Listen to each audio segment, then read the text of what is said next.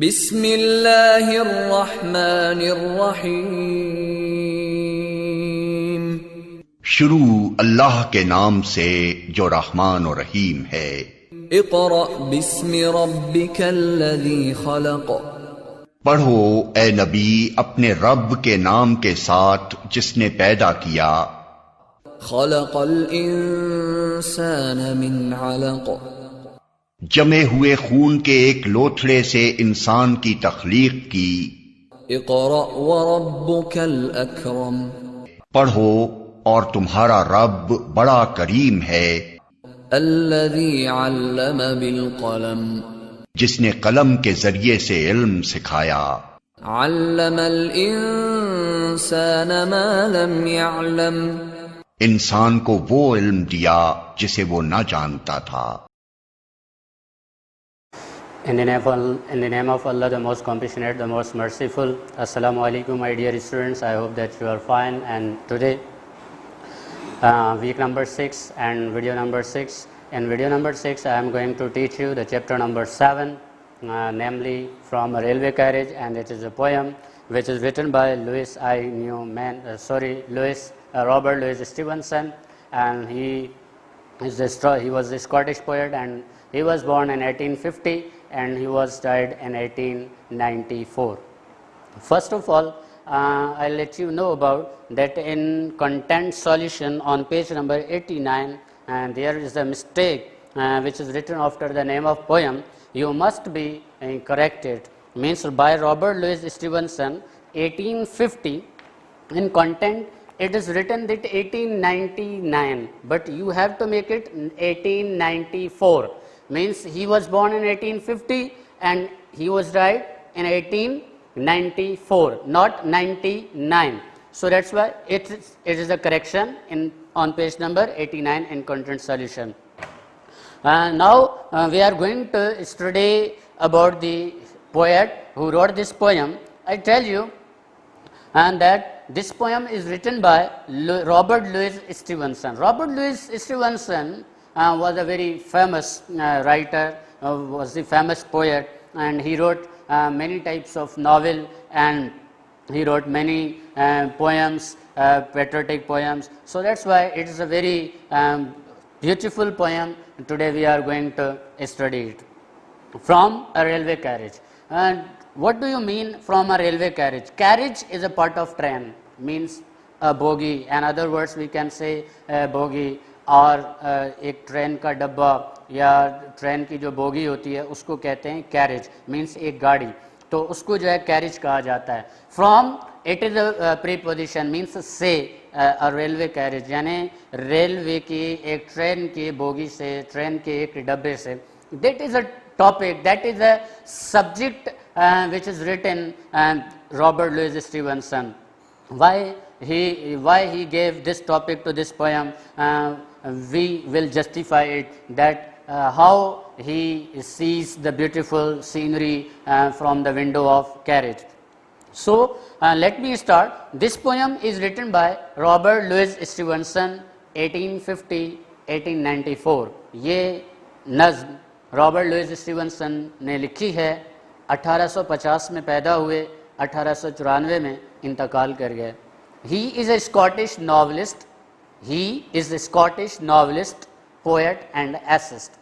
वो स्कॉटलैंड के, means a person who reside in Scotland, and once Scotland was a part of Great Britain. जब ये great Britain का हिस्सा था तो उसके बाद Scotland got freedom from the British, उन्होंने बरतानिया से जो है आज़ादी ली. तो जो स्कॉटलैंड का खित्ता है, जहाँ पे स्कॉटलैंड के मुल्क के अंदर जो लोग रहते हैं उसको हम स्कॉटिश कहते हैं. Means it is an adjective. जैसे पीपल्स लिव इन पाकिस्तान, हम उनको पाकिस्तानी कहते हैं. Such peoples who are living in America, उनको हम अमेरिकन पीपल्स कहते हैं. जो बरतानिया में रहते हैं उनको हम ब्रिटिश यानी बरतानवी लोग कहते हैं. So this is an adjective. Means he is known as a Scottish poet because he belong to Scotland. क्योंकि स्कॉटलैंड से ताल्लुक़ रखते हैं तो इसलिए हम इसको स्कॉटलैंड का शायर कहते हैं. He is not only a poet, ये एक सिर्फ शायर नहीं थे, but he is a novelist. Means novel, who is a person who writes the novels is called novelist. उसको हम नॉवल निगार कहते हैं उर्दू के अंदर। तो नॉवलिस्ट मीन्स पोएट, शायर and essayist, and he also wrote the essays, means उसने ऐसे भी लिखे हैं। So that's why it is very important line in this introduction of poem from a railway carriage। ये एक अहम लाइन है and it came in MCQs type questions. ये MCQs में भी आती है कि Robert Louis Stevenson was a novelist, as poet and essayist। तो इसमें जो 3 ऑप्शंस होते हैं उसी के ऊपर टेक करना होता है, because he is a novelist also, he is a poet and essayist. He was born in Edinburgh, वो एडनबर्ग में पैदा हुए थे।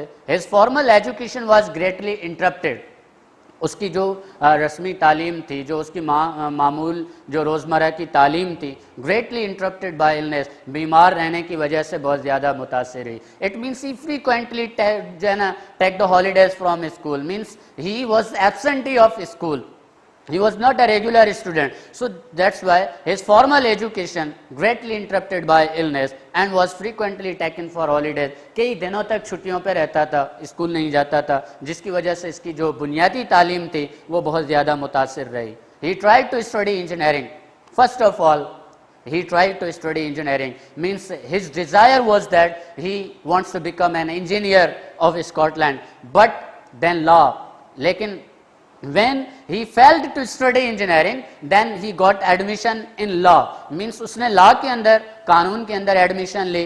but in 1873, means 1873 was the year of such year of Robert Louis Stevenson and that turned his life completely in the literature। यानी 1873 का एक ऐसा जो है साल था जिसने रॉबर्ट लुइस स्टीवनसन के जिंदगी में एक नया निखार पैदा किया, और उसने ये फैसला किया, he decided to choose the department of literature. उसने लॉ को भी छोड़ दिया, इंजीनियरिंग में he was completely failed at that time. उसके बाद he embark upon a literary career, उसने जो है अदबी जिंदगी में कदम रखा। His novels Treasure Island, means many of students among you read this novel in your life। आप में से कई स्टूडेंट्स ऐसे हैं जिन्होंने ये नॉवल पढ़ा भी है, ट्रेजर आइलैंड, यानी बच्चे बच्चे ने इस नॉवल को पढ़ा है। The writer of Treasure Island novel is Robert Louis Stevenson. Robert Louis Stevenson का ये लिखा हुआ नॉवल है। एंड किडनैप्ड और वेल नोन, ये बहुत फेमस हैं। These 2 novels are familiar all over the world। In another one which is very center of the attraction for the reader, Dr. Jekyll and Mr. Hyde, yani Dr. Jekyll and Mr. Hyde। and third one is a very famous novel which is written by Robert Louis Stevenson। he shows how every individual has tendencies to do both good and evil। this is a very positive theory in one's life if you put into practice in your life that everybody has the power to do the good or bad। means he want to teach us through this novel, means he sought out 2 characters in order to make the understand to the students, Dr. Jekyll and Mr. Hyde। means एक को उसने good character में रखा, दूसरे को उसने जो है ना इविल बैड कैरेक्टर में रखा, और उसने इस टेंडेंसीज को, इस पोटेंशियल को, he wants to demonstrate that everybody has the tendency, everybody has the power and potential to do the good और बैड। यानी हर इंसान को उसके ऊपर, उसके अंदर अच्छाई और बुराई करने की ताकत रखता है। अब ये इंसान के ऊपर इन्हसार करता है। It rely on the human that what kind of thing they are going to do in this realistic world. shows every individual has tendencies to do both good and evil। उसने जो है इस चीज़ के अंदर, इस टेंडेंसीज को, इस जो है मतलब एक राब्ते को जो है उसने इसके अंदर जो बारीक बीनियाँ थी उसको इसने जाहिर किया इस नावल के अंदर। he really loved children। It means बच्चों को हकीकत में ये पसंद करता था। And understood them, not he really loved them but he understood them. It means he has a power to understand the children's psychology. बच्चों की जो है नफ्सियात को समझने का भी बड़ा माहिर था, उसको समझता था। This poem shows his skill as a poet. And now which this is a poem in which we go through the lines to understand the skills of his as a poet, of his personality, यानी हम अब इसकी शख्सियत को as a poetical skills के मुताबिक जो है ना जानने की कोशिश करेंगे। जो ये पोएम है ये इसकी स्किल्स को, इसकी बेपनाह जो सलाहियतें थी उसको जो है ज़ाहिर करने का एक बेहतरीन जो है वो हमारे पास एग्जाम्पल है। And now I hope that you understood, you got this introduction of poet, means इसकी जो हमारे पास main points हैं, and From a Railway Carriage is written by Robert Louis Stevenson. Robert Louis Stevenson belonged to Scotland, so that's why he is a Scottish poet, novelist and essayist, and he was born in Edinburgh and he tried to study engineering and then law, but 1873 he turned and he decided to embark his career in literature. And his novels Treasure Island and Kidnapped are well known in all over the world, and then his skills as a poet shows this poem which we are going to read now. So main points you have to memorize at your home from the content page number 89 from your solution, and also from the introduction of poem from page number 26. Now we have a stanzas which we are going to study. Faster than fairies, faster than witches, bridges and houses, hedges and ditches, and charging along like troops in a battle, all through the meadows, the horses and cattle. Now, the poet describes the scene which he saw through the window of a carriage. ये वो मनाजिर हैं जो शायर एक seat पर बैठकर एक railway के डब्बे से खिड़की के ज़रिए से देख रहा था, और फिर उसको उसने कलम बंद किया, उसने इसको एक पोएम में पोएटिकल फॉर्म में लिखा, शायराना अंदाज में लिखा. And these are very beautiful words which are connected, which are written in the form of poetical lines. Faster than fairies means at that time the trains were recently invented, यानी trains जो थी वो उस वक्त ईजाद हुई थी. So people wonders at the speed of train, लोग जो थे इस ट्रेन की रफ्तार पर, रेल की रफ्तार पर हैरत करते थे और हैरत की निगाहों से इसको देखते थे. So poet also compare this lines, the speed of train with the fairies with the witches, यानी ये उसको क्या कर रहा है, कंपेयर कर रहा है उसकी रफ्तार को. कह रहा है फास्टर देन फेरीज, परियों से भी तेज. Faster than witches means fairies. What type of creature fairies means a beautiful creature, यानी जब आप किसी को देखें तो दंग रह जाएं. That type of creature is called fairies. उसको हम क्या कहते हैं, परियां कहते हैं. And which is an ugly faced creature is called witches, यानी बुरी शख्सियत मीन्स जो कि स्पिरिचुअल्स नहीं होती, यानी बदरूह होते हैं, उनको हम विचेस कहते हैं. तो दीज आर द विचेस, यानी चुड़ैलों से भी तेज. ब्रिजेस एंड हाउसेस, पुलें, घर यानी मकान. हेजेस एंड डिचेस, खड्डे और जो चट्टानें थी. And charging along like troops in a battle, और इस तरह से आगे बढ़ रहे थे जैसे जंग के मैदान में फौजी हमला आवर होते हैं. All through the meadows, the horses and cattle, और सारे जो घोड़े और जो मवेशी थे मैदानों में घास खा रहे थे, उन सबको पीछे छोड़े जा रही थी. It means he describe the fast speed of the train at that time with the help of comparison with the fairies, witches and then troops of battle. So ये तीनों कंपैरिजन है. Means he compare this line in order to make the very strong meaning of first stanza. पहली stanza की meaning को उसने बड़ा powerful बनाने के लिए क्या किया है, उसने कंपैरिजन का यूज किया है. Means poet sees that the railway train runs faster than ferries and witches, and it passes through the hedges, houses, fences and water canal, and at a speed as soldiers rush to attack an army and battlefield. It also leaves behind trenches the green fields and where cattle and horses are grazing. तो इसमें जो है ये सबको पीछे जो है वो छोड़ते जा रही थी. Now the second stanza, all of the sides of the hill and the plain. Now he is talking about the natural scenes out of the window of train. All sides of the hill and plain, यानी वो पहाड़ों और मैदानों के सारे मनाजिर, fly as thick as driving rain, इस तरह से जैसे तेज बारिश होती है, means drop after the drop when fall down on the earth, means बारिश के कतरे जो हैं पानी के जितनी तेजी से गिरते हैं, fly as thick as driving rain, इस तरह से तेजी से गुजर रहे थे जैसे तेज मूसलाधार बारिश हो रही होती थी. And ever again in the wink of an eye, सिर्फ आंख को पलक झपकने के दौरान खत्म हो जाते. And patent stations whistle by, or the train leaves all these sides with only the whistle of sound of whistle, यानी जो सीटी बजने की आवाज़ थी उसके साथ ही वो रवां दवां हो रही थी. और सारी जो पेंटेड स्टेशंस थी जो वहाँ के जहाँ ट्रेन रुकती है उन सबको पीछे छोड़ते जा रही थी. Here is a child who clambers and scrambles. अब now in third stanza he described the scene of child. Here is a child, यहाँ ये देखें बच्चा है, who clambers and scrambles, जो चढ़ रहा है और इकट्ठे कर रहा है, all by himself and gathering brambles, अपने आप को संभाल भी रहा है और बेर भी इकट्ठे कर रहा है.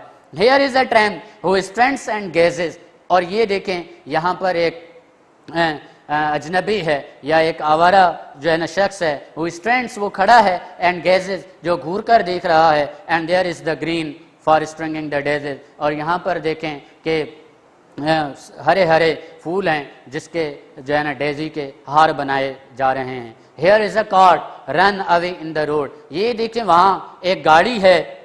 In stanza number 4, here is a cart run away in the road, जो रास्ते पर रोड पर चल रही है. Lumping along with men and load, जो वजन से भरी हुई है और आदमी जो उसको खींच रहा है वो लड़खड़ा रहा है. And here is a mill and there is a river, यहाँ पर ये देखें मिल है और वहाँ पर एक नदी है. यानी at that time the mills were set up at the bank of rivers, यानी उसके हवा के चलने से वो आटे की चक्कियाँ या पानी की जो मिलें थी वो जो है ना चलाई जाती थी. जो विंड पावर्स थे, विंड स्टेशंस होती थी वो कायम की जाती थी. each glimpse and gone forever, सबकी एक झलक देखी और सारे हमेशा हमेशा के लिए ख़त्म हो रहे जा रहे थे, पीछे बढ़ जाना गुजर रहे थे.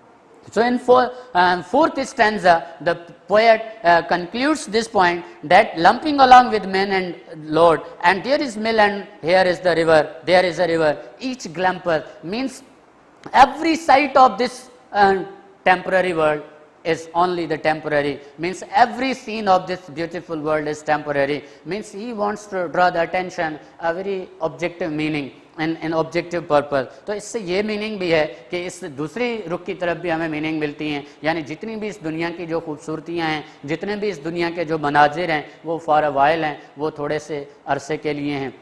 अब शायर से एक और भी हमें इससे सेंट्रल आइडिया मिलता है कि हमें ये चाहिए कि हम इस दुनियावी चीज़ों के अंदर कोई दिल ना लगाएं और उसके ऊपर जो है ना परमानेंट वहाँ रुक ना जाएं, बल्कि it is a part and parcel of life. हम उस हर एक मंजर से, उस हर एक सीन से जो है वो एंजॉय करें और फिर जो हमारा मकसद है हम उसकी तरफ जो है रवां दवां हो जाएं. That is the central idea of this poem.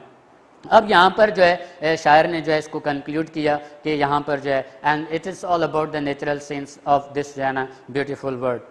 Now the central idea of this poem, the poet Robert Louis Stevenson describes his railway journey, means he wrote down the journey of his railway journey. First of all, he astonished at its speed. When he got into the train, he astonished. He wonders about the speed of train. The train passes through the meadows, green fields, over bridges, etc. The poet has a glimpse of child. उसने एक छोटे बच्चे को देखा. Tramp एक जो है ना आवारागर्द को देखा. A cartman एक जो है ना गाड़ी वाले आदमी को. And train and wonder. The poet's detailed and charming description, तफसीली और बड़ी दिलकश जो उसकी डिस्क्रिप्शन है, जो वजाहत इस पेश की है इन चीज़ों की, these natural sights जो ये कुदरत के मनाजिर हैं, and other things is very vivid, ये बिल्कुल साफ वाज़ेह हैं, ये साफ जो मनाजिर हैं ये बिल्कुल क्लियर उसने बयान किए हैं.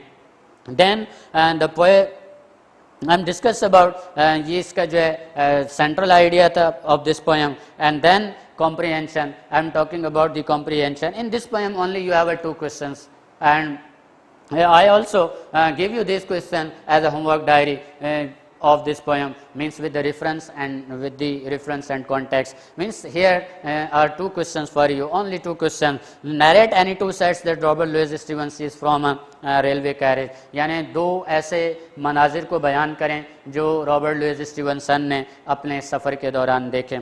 You have the content solution page number 89 पर इसके जवाब जो है वो डिटेल्स में लिखे हुए हैं. Question number 2, what pleasure does the railway journey give to the poet, यानी what satisfaction he got from this journey, from the railway journey, यानी शायर ने जो रॉबर्ट लुइस स्टीवनसन है उसने जो है उसको क्या खुशी मिली.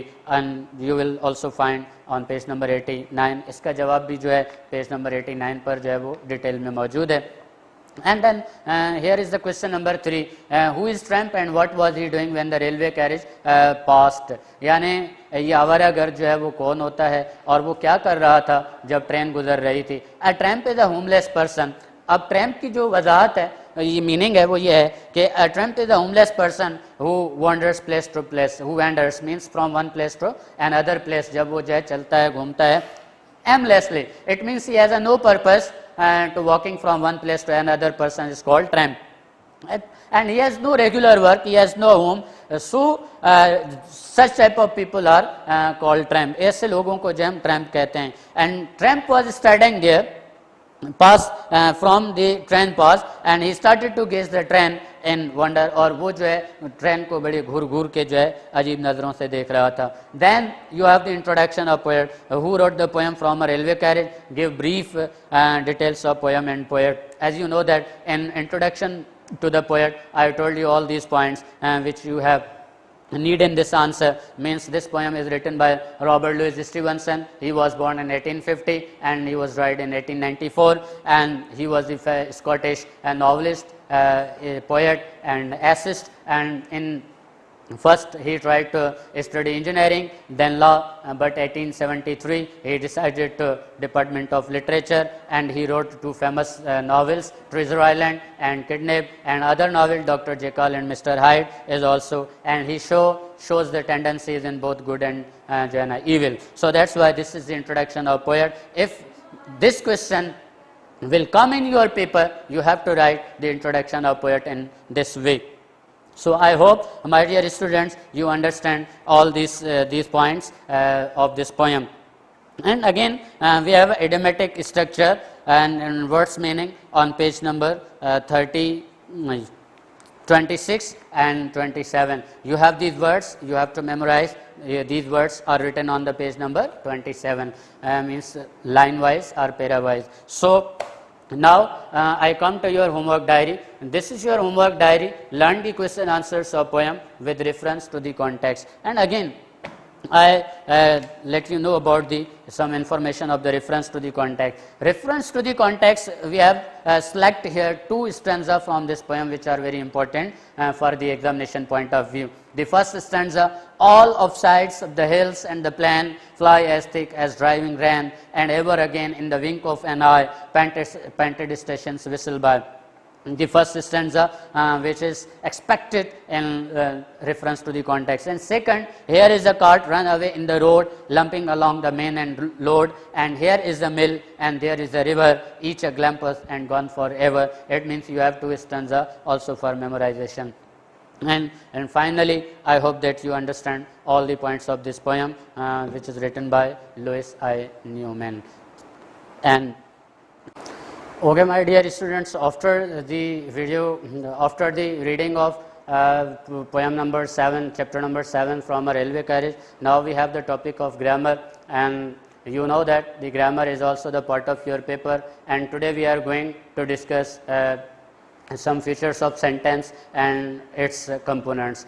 First of all, in previous class, I explained for you that what is sentence, and then how many types of sentence, and then how many and what is the structure of sentence. I hope that you all the students memorize it very well. And today we have the three topics: parts of sentence, and then phrase and clause, and then the topic introduction to the tense and its types. Inshallah today we will going to discuss it briefly, and now let me start about the parts of a sentence. Do you memorize the definition of a sentence? Or I hope that you have memorized the definition of sentence. A group of words which gives us complete meaning and sense is called sentence. And sentence has four types, means assertive sentence or declarative, interrogative sentences, imperative and exclamatory sentences. And structure of sentence I discussed you in previous class and previous video, that subject plus verb, and then verb plus object, and then only verb, and then subject, verb and object, that is called standard formula, and then the fifth subject, verb, object and the complement of sentence. So this is the process and this is the structure of sentence. Now the question is that how many parts of sentence? When we are going to study or analyze a sentence which is written in our books or which is written in our copy, it means it is a very difficult question for students and as well as for the those who are unaware about the grammar. So that's why it is a very topic of interest that we should be able to recognize the parts of sentence. How we will able to understand the parts of sentence before going to read it or write it, means लिखने और पढ़ने से पहले हम उस जुमले को किस तरह से पहचानेंगे. These two things are most important, and these two things can create obstacles in our learning in the students. ये बहुत सारी ऐसे जो है ना obstacles हैं, ऐसी hurdles हैं जो कि students की life में आ जाती हैं. Students से जब पूछा जाता है कि how many parts of sentence, तो वो सिर्फ types बता रहे होते हैं या kinds बता रहे होते हैं. तो जो parts होते हैं sentence के वो दो हिस्से होते हैं. जब ये when you will understand these two parts of sentence, it is very easy to write a sentence for you, or it is very easy to memorize sentences or paragraphs to you for the examination point of view. ये चीज़ थोड़ी सी मुश्किल है लेकिन ये ever lasting है. यानी इन चीज़ों के ऊपर जब आप गौर करेंगे, जब इनको आप याद करेंगे तो ये हमेशा हमेशा आपकी जो है ना काम आएंगी और आप हमेशा जो है किसी भी तकलीफ से, किसी भी जो है मतलब ऑब्स्टिकल से जो है वो आप बच जाएंगे और आप उसको क्लियर करेंगे. तो now parts of sentence. A sentence has two parts. अब यहाँ पर जो है मैं सेंटेंस को लिख रहा हूँ. अब sentence has a part which is called subject. एक जुमले का हिस्सा जो होता है उसको हम सब्जेक्ट कहते हैं और दूसरा जुमले का हिस्सा जो होता है उसको हम प्रेडिकेट कहते हैं. मीन्स ये दो हिस्से होते हैं. अब सब्जेक्ट जो है this is called independent part of sentence, यानी जुमले का ये इंडिपेंडेंट पार्ट होता है, यानी कि आज़ाद होता है. एज ए सब्जेक्ट जो है उसको हम यूज करते हैं. और जो प्रेडिकेट होता है it's a dependent part because it contains more than two thing. अब इसके अंदर जो है वो वर्ब भी मौजूद होता है और ऑब्जेक्ट भी होता है. यानी कि दो चीजें प्रेडिकेट के अंदर मौजूद होती हैं. लेकिन इसमें से एक जो है one thing is very compulsory in predicate. Predicate के अंदर एक चीज का होना बहुत जरूरी है, दैट इज वर्ब, जो कि हमारे पास है वर्ब का हिस्सा. यानी अगर ऑब्जेक्ट है या नहीं है that is that is not a matter, but matter is that verb is present in any type of sentence. किसी भी जुमले में वर्ब का मौजूद होना बहुत जरूरी होता है. तो sentence. Now the question is that how we recognize these both parts according to theory. Theory के मुताबिक या डेफिनेशन के मुताबिक हम इन दोनों जुमलों को, दोनों हिस्सों को किस तरह से पहचानेंगे. There is a definition in Wren and Martin. Wren and Martin, and it is a book which is referred you in class metric for study purpose. Wren and Martin आपकी बुक है, उसके अंदर जो है इसकी डेफिनेशन लिखी हुई है. A part of sentence means आप जुमले को दो हिस्सों में तकसीम करने जा रहे हैं. You are going to split a sentence in two parts. Now you have to study that on what basis you are going to split, what basis you are going to divide these two parts of a single sentence. So you should know about its definition, you should know about its description. Okay, on behalf of these descriptions we are going to divide a sentence in two parts. Number one, subject.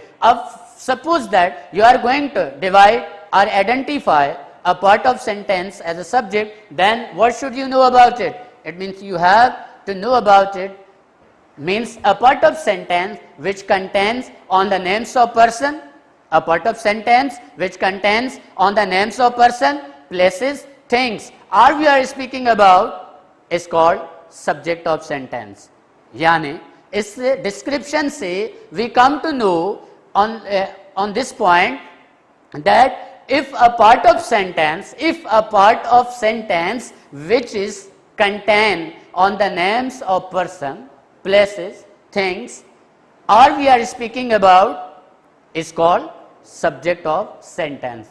ठीक है, यानी इस चीजों की बुनियाद पर, इस description की बुनियाद पर हम उसको जुमले का सब्जेक्ट कहेंगे.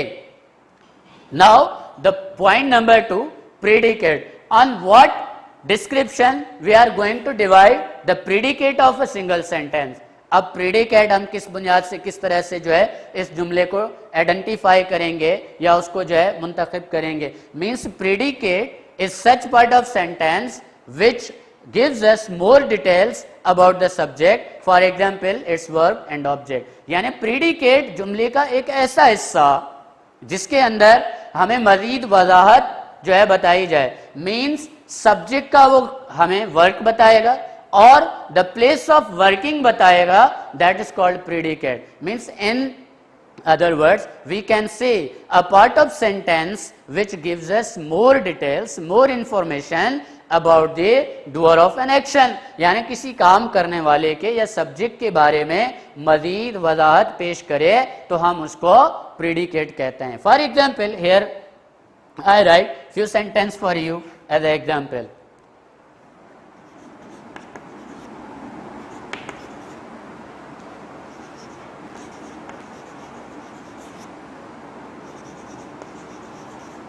He is a busy man.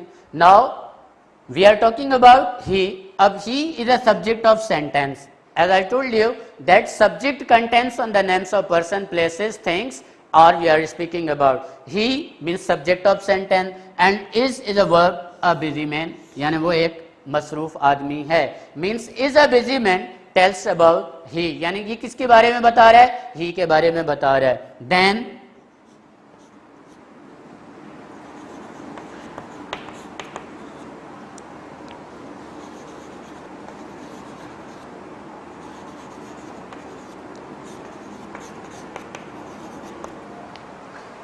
I write an excuse letter. Means I is the subject of this sentence and write an excuse letter is a predicate of this sentence. Means because this part of sentence gives us further details about I. ये I के बारे में हमें मजीद वजाहत पेश कर रहा है और इसकी टेक्निक है. Now I am going to tell you about technique that it is very easy technique. Means जब कभी भी आप प्रेडिकेट को पहचानने के लिए जा रहे हैं, आप उसको आइडेंटिफाई करने जा रहे हैं, तो याद रखें सब्जेक्ट के फौरन बाद जो हमारे पास स्ट्रक्चर होता है सेंटेंस में वो क्या है? सब्जेक्ट, उसके बाद क्या होता है? वर्ब, एंड देन उसके बाद क्या होता है? Object.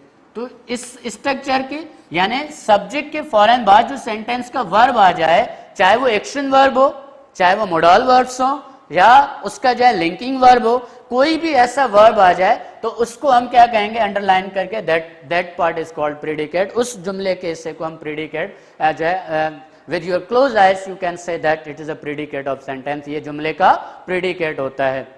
For example in chapter number 2 the wise caliph, वहां पर आपके पास लिखा हुआ है caliph Harun Rashid was known and respected for his wisdom and justice. अब caliph Harun Rashid is a subject. Means ये इतना लंबा जो है इनलार्जमेंट ऑफ सब्जेक्ट की गई है, वहां पर ये जुमला लिखा गया है, तो ये क्या है? ये सब्जेक्ट है. वॉज नोन एंड रेस्पेक्टेड, तो यहां वॉज जब आ गया दैट पार्ट, वहां से ये आपका प्रीडिकेट स्टार्ट हो जाता है because that part gives us more information about the caliph Harun Rashid. यानी खलीफा हारून रशीद के बारे में वो मजीद हमें वजाहत पेश कर रहा है. उम्मीद है कि आपको सेंटेंस के दोनों पार्ट्स समझ में आ गए होंगे कि सब्जेक्ट और predicate. For writing purpose, for composition purpose, for speaking purpose you have these two parts keep in your mind. आपको ये दोनों पार्ट्स जो हैं वो ज़हन नशीन करने हैं. अगर ये ज़हन नशीन हो गए you will not feel any difficulty when you are going to write और लर्न और compose anything in English language.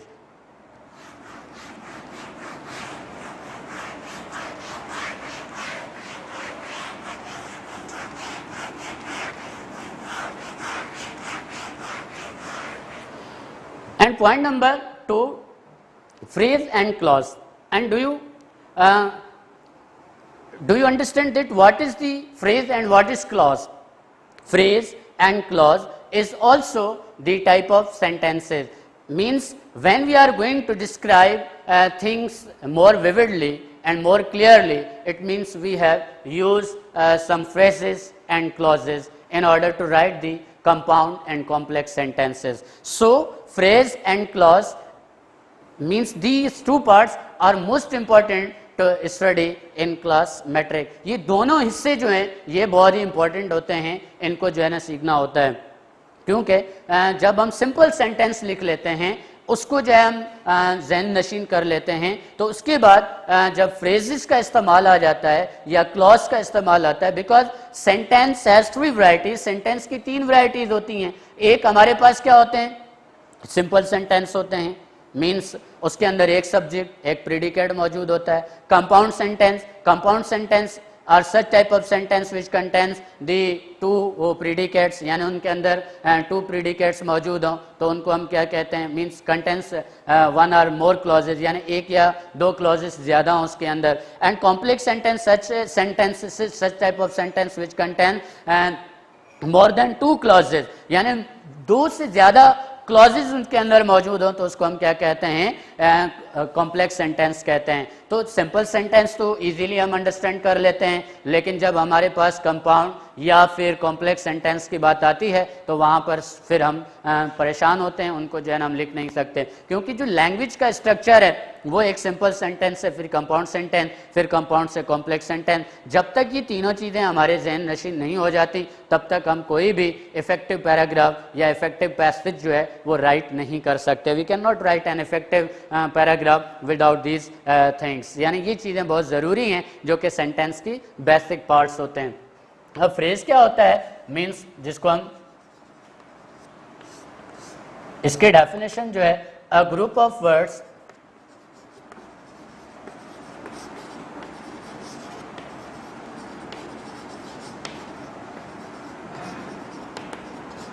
which makes sense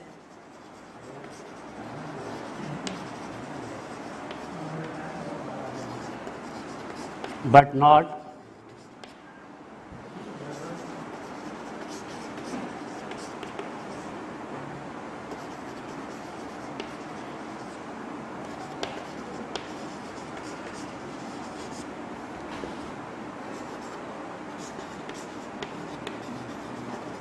is called a phrase. Means a group of words which makes sense but not complete sense is called a phrase. यानी लफ्ज़ों का एक ऐसा जो है मजमूआ जो कि हमें मफ़हूम दे लेकिन मुकम्मल मफ़हूम ना दे तो उसको हम क्या कहते हैं, फ्रेज कहते हैं. मीन्स इसमें बहुत सारे टाइप्स के जो हैं वो फ्रेज होते हैं. Some are the very common phrases, some are the very special phrases and some are the complex phrases, जो है ना इसमें फ्रेजेज होते हैं. मीन्स एक ऐसा जुमलों का मजमुआ जो हमें मफ़हूम दे but it can not make the complete sense, यानी मुकम्मल मफ़हूम ना दे तो उसको हम क्या कहते हैं, फ्रेज कहते हैं. फॉर एग्जाम्पल इस तरह से हमारे पास जो हैं वो फ्रेजेज होते हैं. इन द रूम मीन्स कमरे में, means we don't have any idea about that in the room, कमरे में कौन है. और look after, then out of order, heart and soul,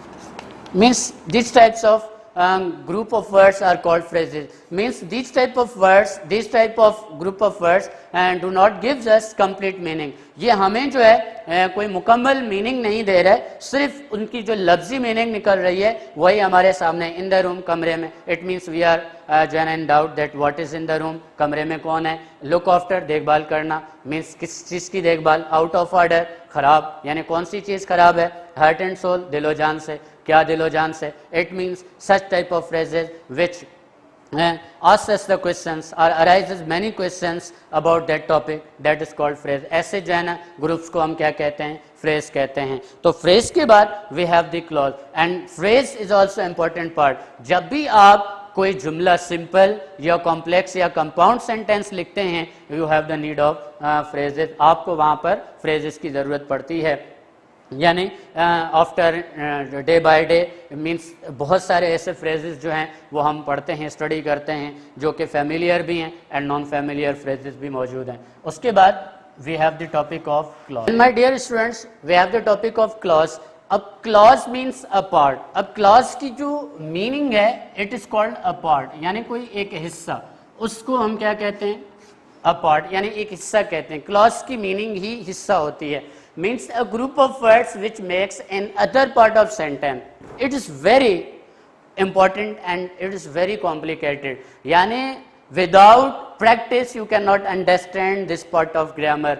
आप इस क्लॉज को बगैर प्रैक्टिस किए हुए आसानी के साथ जो है नहीं समझ सकते। So do the practice again and again of this part of sentence. यानी ये जो है ये बहुत ही इंपॉर्टेंट है, क्योंकि इट लीड्स और it pave the way for writing a passage और पैराग्राफ। यानी इस क्लॉज के बगैर we are unable to write a paragraph, हम पैराग्राफ लिख ही नहीं सकते। यानी ये जो है वो इंपॉर्टेंट है, जिससे बहुत बड़ी स्टोरीज, बहुत बड़े ड्रामे, नॉवेल्स, पोएम्स यानी इसी क्लॉज की जो है हेल्प से बनती हैं। Makes an other part of sentence, यानी क्लॉज जो है एक जुमले का ऐसा हिस्सा जो कि क्या करे, जुमले का दूसरा हिस्सा बनाए, and contents on subject and predicate. I already and told you about the subject and predicate. Means these are the basic parts of sentence, ये जुमले के बुनियादी हिस्से हैं। सब्जेक्ट एंड प्रीडिकेट यानी क्लॉज है, जुमले का हिस्सा है, लेकिन कंटेन करेगा किसको, subject and predicate, is called a clause. उसको हम क्या कहेंगे,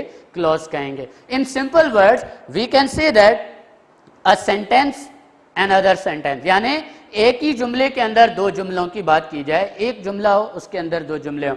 and particularly when we are write a clause we have need of the conjunctions, हमें किसकी, कंजक्शन की जरूरत पड़ती है। And sometimes we have used the interrogative pronouns, interrogative pronouns हम यूज करते हैं। Sometimes we use the demonstrative pronouns as a conjunction, conjunction के तौर पर डेमोस्ट्रेटिव प्रोनाउंस भी हम यूज करते हैं। अब उसको क्लॉज में, फॉर एग्जाम्पल अगर हम यहाँ पे एक सिंपल सेंटेंस है उसको हम कम लिखेंगे, ये सिंपल सेंटेंस है,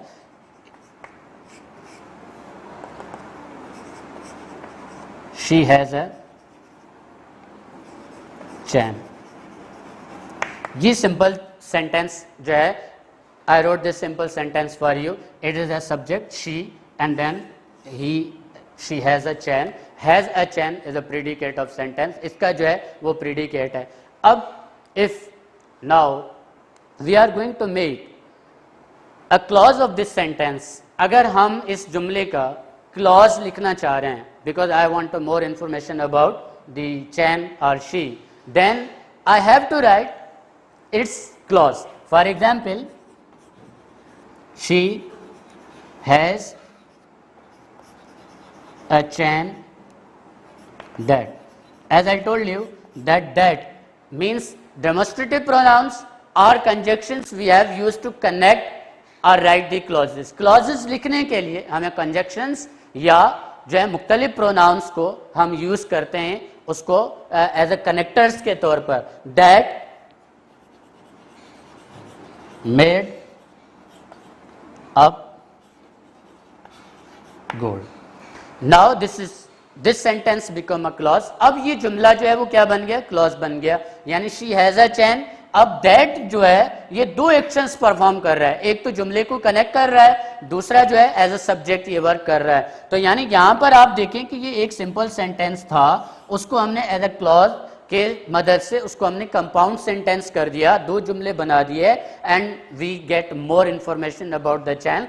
दैट मेड अप गोल्ड, यानी उसके पास एक चैन है जो कि किससे, सोने से बनी है। तो that type of sentence are called clauses. And you will find many sentences in your English textbook। उसमें बहुत सारे ऐसे हमारे पास जो है वो clauses जो है मौजूद होते हैं in every paragraph। यानी उसका subject जो होगा वो as a separate लिखा होगा, then that के साथ, who के साथ, which के साथ, and then although के साथ, as soon as के साथ। इस तरह से आपको जो है you will find such type of sentence which is written in your textual textbooks। books के अंदर जो है और textual lines के अंदर मौजूद होते हैं। तो that part is a clause, and clause is also help us to write the paragraphs and passages very easily. अगर हम इस पार्ट को हम समझ लेते हैं, इसकी प्रैक्टिस करते हैं with the help of connectors, with the help of conjunctions, with the help of demonstrative or interrogative pronouns, ठीक है, तो उस हवाले से जो है हम इस एबल हो जाते हैं कि हमें किसी भी पैराग्राफ या समरी राइट करनी है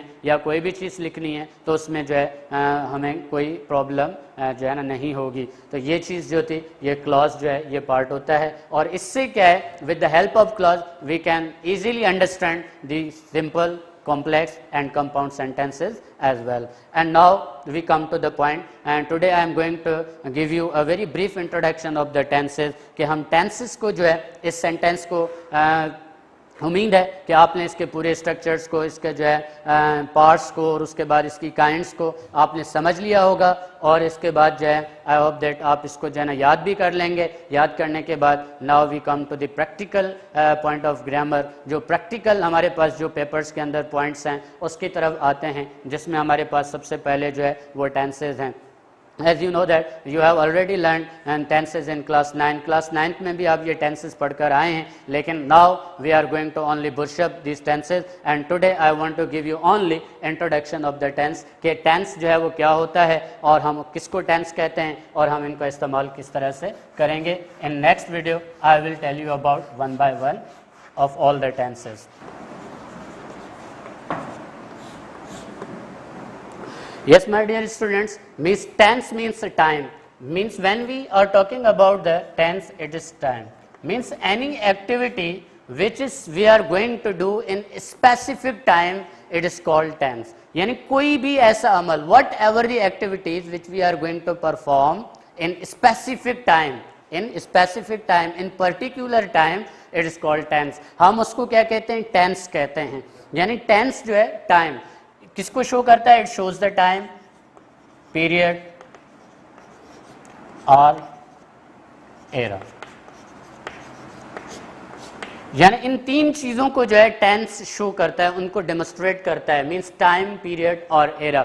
means it is specific sentences, whatever we are doing to say or perform in specific time, it is called tense. उनको हम जो है वो टेंस के जरिए से जाहिर करते हैं। Means when we are going to write a sentence we have need of time, in which time we have perform the activities. उनको हम किस तरह से उनको परफॉर्म करते हैं, तो उसके लिए हमें टेंसेस की जरूरत होती है, उसको हम टेंस में लिखते हैं। And tense is divided into main 3 parts, यानी टेंस को हम 3 पार्ट्स में जो है तकसीम करते हैं। फर्स्ट ऑफ ऑल में आई ड्रा अ टाइम लाइन। एक इसको टाइम लाइन के जरिए से आपको मैं समझाना चाहता हूं कि इस टाइम लाइन के जरिए से हम समझेंगे। This line is called 180 degree, यानी जब आप एक सर्कल का हाफ करते हैं तो दैट इज कॉल्ड 180। यानी time and light travels in straight line at 180, यानी 180 की डिग्री पर जो है ये ट्रेवल करते हैं। तो जो ग्रामरियंस हैं उन्होंने बहुत ही आसान स्टेप्स में हमें इस टेंसेस को समझाया है, इसको टेंस को जो है स्प्लिट करना सिखाया है, यानी ये एक उसकी डायरेक्शन है। अब उसके बाद when we are going to half of it, जब हम इसका आधा करते हैं, यानी 180 को जब हम आधा करते हैं तो यू विल फाइंड 90 डिग्री। आपको जो है 180 में से 90 डिग्री मिलती है। तो जब हम इसको क्या करते हैं, these 3 angles are interlinked with each other, ये तीनों एक दूसरे से जुड़े हुए हैं। अब उसके बाद we will discuss about that the clock and anti clock, यानी क्लॉकवाइज होते हैं, एंटी क्लॉकवाइज है। यानी अगर पीछे आएंगे तो इसको हम कहते हैं पास्ट, यानी ये एक टाइम लाइन है। इसको अगर हम नाम देंगे तो ये क्या है, एक टाइम लाइन, यानी ये टेंस है हमारे पास, ये पूरा टेंस है। इसको हम डिवाइड कर रहे हैं कितने हिस्सों में, इन 3 कैटेगरीज, 3 हिस्सों में। अच्छा, उसके बाद हम क्लॉकवाइज जाएंगे तो we will get the future. हमें क्या मिलेगा, फ्यूचर, ये मुस्तकबिल मिलेगा। और जहां हमने 90 लिया वहां पर हमें क्या मिला, जहां पर हम मौजूद हैं उसको हम कहेंगे प्रेजेंट। यानी टाइम लाइन के जरिए से अब आप जहां पर मौजूद हैं, अब आप सपोज करें कि मैं 180, यानी जो ये फ्लोर है, या आप खुद यहाँ पर चेयर रख के बैठे हुए हैं या फिर कहीं पर आप खड़े हैं, वहां पर आप देखें तो वहां आप 180 पर खड़े हैं। जहां आप खड़े हैं दैट इज कॉल्ड प्रेजेंट, और जो आपका कल था यानी जो गुजर गया दैट इज कॉल्ड पास्ट। जो आपका आने वाला है, इट मीन्स जो आप कुछ करने जा रहे हैं, जो आप करेंगे दैट इज कॉल्ड फ्यूचर। यानी टाइम लाइन के जरिए से आप उसको इजीली टाइम को डिस्ट्रीब्यूट कर सकते हैं। अब यहां पर हमें तीन टाइप्स के टेंस जो है वो तीन कैटेगरीज में डिवाइड हो गया। One is present, where we are present, it means it is real, means ये टाइम जो है ये रियल है, ये हकीकत है जहां पर हम खड़े हैं। वट एवर वी आर जो है ना doing to now, it is real, means we have to do now, अब भी हमें करना है, दैट इज दी जो है प्रेजेंट टाइम। और जो पास्ट है, means past made history, past क्या बन गया, तारीख बन गया, हिस्ट्री बन गया, यानी वो तारीख में रकम हो गया। आप कितनी भी कोशिश कर लें, you don't get the past again in your life, आप उसको दोबारा जो है ना लेकर नहीं आ सकते। That is called past. And past को हम क्या कहते हैं, इट इज हिस्ट्री, ये क्या बन गया, तारीख बन गया, हिस्ट्री बन गया। And future, it means it is imagination, it means what you are thinking about the tomorrows, जो आप कल के बारे में सोच रहे हैं, जो आप करेंगे, जो आपकी प्लानिंग है, जो आपकी ख्वाहिशात हैं, वो आप कल करेंगे, means it is an imagination. इसको तीन रियल वर्ड्स में भी टाइम लाइन के जरिए शो किया जाता है। यानी प्रेजेंट का मतलब, इसको अगर तीन वर्ड्स में हम शो करें तो it is a story of 3 days, यानी टेंसेस की जो है उसको हम यूं भी कहते हैं कि it is a story of 3 days। A life has 3 days, जिंदगी के तीन जो है ना दिन है, वो कौन से हैं, means present is today, and past means yesterday, and then future is tomorrow। अब आप देखें कि इसको टेंसेस को हमने 3 दिनों के अंदर भी जो है ना क्या किया, for ourselves, if we are going to facilitate ourselves, then we use today, yesterday, tomorrow, it means these are a tense। today को आप present का नाम दे दें, tomorrow को आप future का नाम दें, और yesterday को आप past का नाम दे दें, आपको आसानी के साथ ये tenses याद हो जाएंगे। यानी tense has divided into 3 types, यानी tense को हमने 3 हिस्सों में with the help of timeline जब हमने इसको डिस्ट्रीब्यूट किया तो क्या बना, प्रेजेंट, उसके बाद पास्ट एंड देन फ्यूचर। अब फ्यूचर, अगर आपको पास्ट, प्रेजेंट और फ्यूचर के नाम याद नहीं हो रहे तो हमेशा भी, ऑलवेज भी, ऑफनली use this words today, tomorrow and yesterday. ठीक है, तो इसको आप याद करेंगे। अब इन सब के सामने आप क्या करें, जो सिर्फ 2 नाम और ऐड कर लेंगे तो इसका क्या हो जाएगा, इसकी टाइप्स बन जाएंगे। यानी प्रेजेंट के आगे टेंस लगा दे, present tense, future tense and past tense बन जाता है। लेकिन अगर यहां पर मैं सिर्फ ये लिखूं कि भाई कंटिन्यूअस, वर्ड ए कंटिन्यूअस का इजाफा करूं मैं, तो ये क्या, इसके आगे लफ्ज मैं प्रेजेंट लेकर आऊं तो ये it become present continuous, means इसके और 3 पार्ट्स बनते हैं। यानी प्रेजेंट टेंस के फर्दर वी हैव 3 पार्ट्स, यानी प्रेजेंट टेंस के 3 पार्ट्स अलग जो हैं वो मौजूद हैं। यानी प्रेजेंट, अगर हम इसके प्रेजेंट के आगे कंटिन्यूअस लगा दें तो that is called present continuous tense. और बी, अगर प्रेजेंट के साथ हम लफ्ज परफेक्ट का इजाफा करें तो ये क्या बन जाएगा, प्रेजेंट परफेक्ट। यानी we will get the second type of present tense, यानी प्रेजेंट टेंस का दूसरा टाइप क्या है, परफेक्ट, यानी प्रेजेंट परफेक्ट बन जाएगा। अब एक और टेक्निक है हमारे पास कि अगर इन दोनों को हम मिलाकर लिखें और लफ्ज प्रेजेंट इनसे पहले लगाएं तो it become the third category of present, present की तीसरा हिस्सा हमारे सामने आ जाएगा। वो क्या बन जाएगा, यानी यहां पे हम लिखेंगे present perfect and then continuous, यानी दोनों लफ्जों को मिलाकर अगर लिख दिया जाए तो this become the third category of tense, यानी प्रेजेंट। अब यहां पर आप लफ्ज एक ऐड करें, वो है क्या, प्रेजेंट, तो we will get the present types. Present tense के टाइप्स क्या हो गए, present continuous, present perfect and present perfect continuous tense. Now you don't worry about it कि अब दोबारा हम इसको लिखेंगे, नो। अब अगर हम पास्ट की कैटेगरीज को अंडरस्टैंड करना चाह रहे हैं तो यहां आप क्या लिखें, प्रेजेंट की जगह पास्ट को मेंशन करें। इन लफ्जों के साथ आप क्या करें, now you get the past continuous tense,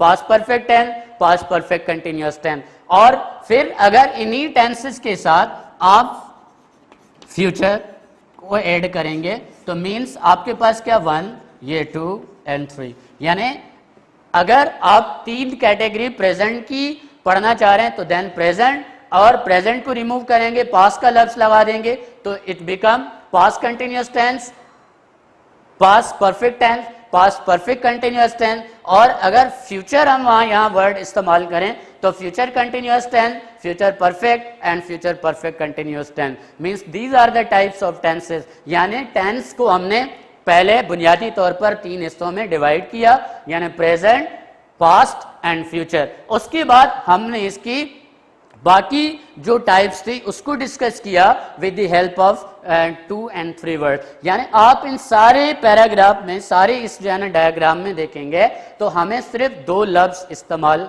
जो है ना करने पड़े। वो थे कौन से? एक हमने मुख्तलिफ 3 लफ्ज इस्तेमाल किए, प्रेजेंट, पास्ट एंड फ्यूचर का। बाकी इन टेंसेस को जो है क्या किया, एक लफ्ज कंटिन्यूअस का इजाफा किया, दूसरा परफेक्ट बेस, दोनों को मिलाया तो we will able to get the 4th type of tense, यानी उसमें लिया।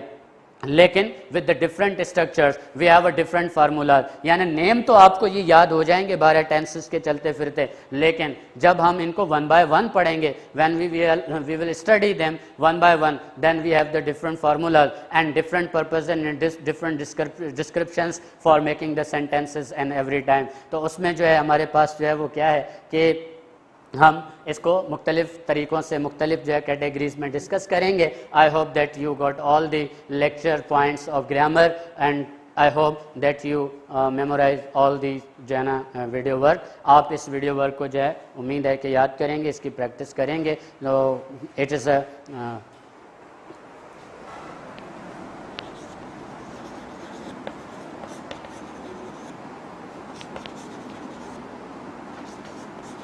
learn the phrase and clause,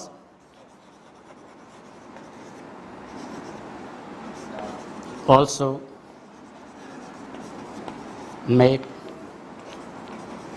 sentences with the help of structures.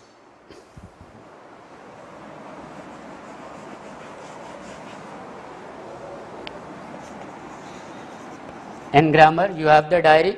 आपकी ग्रामर में जो है वो diary, learn the phrase and clause and also make the sentences with the help of phrases and clauses. And Allah हाफिज़, अस्सलामु अलैकुम।